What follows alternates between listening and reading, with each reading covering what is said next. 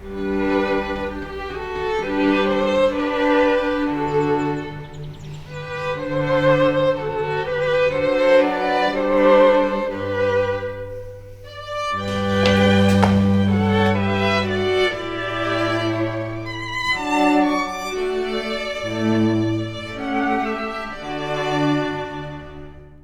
here with Sylvie Cazes from Château Pichon Lalande. Sylvie, could you please tell us a little bit about the history of Château Pichon Lalande? Well, yes, of course. The history dates back from a long time, but let's consider mostly the most important part, which was the 19th century. First part, especially when this property was absolutely brilliant, being developed by the Baron of Pichon Longueville.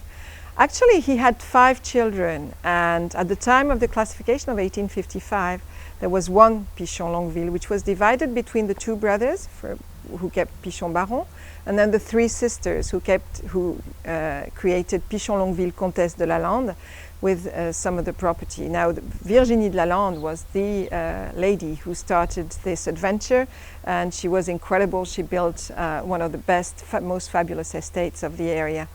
Then some different families were proprietors of Pichon Lalande during the 20th century, and the Rousseau family bought it in 2007, at the beginning of 2007, and they have incredibly transformed the property since.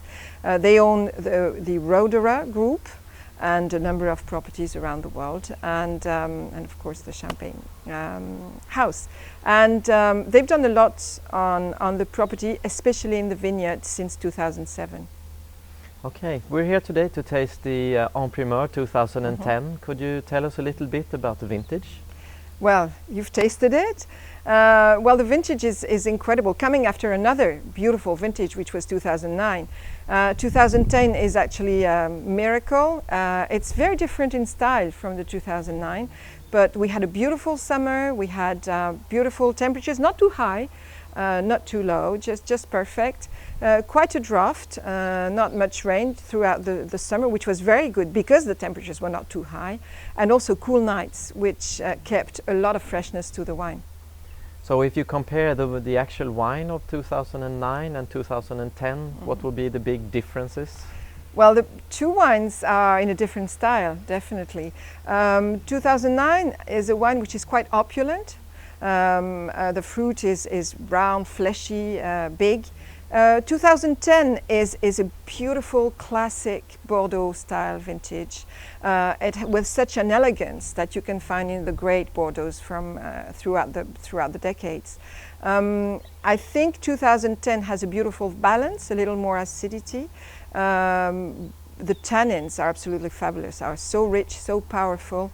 They're quite silky too at the same time. The fruit is beautiful, and so the balance is really has a lot of breed, as we say. How do you see the different techniques if you compare a little bit more older Bordeaux than the new Bordeaux? Well, the techniques have evolved, of course, but the most important thing is what has been done on the vineyard. It's ensuring the best maturity possible, doing green harvesting, leaf removal, and so on, so that we ensure the best maturity, and we take care, of course, of the way we analyze the grapes every minute so that we can pick exactly at the right time for each grape. So this is really what has been really more successful. Now, the grapes today are more fleshy, definitely, they're more mature. So they are not so hard to taste when they're young, but of course will be more balanced in the first few years. And of course the longevity is huge, because then the concentration of tannins and the structure is beautiful, especially in this vintage 2010. Okay, thank you very much. Thanks.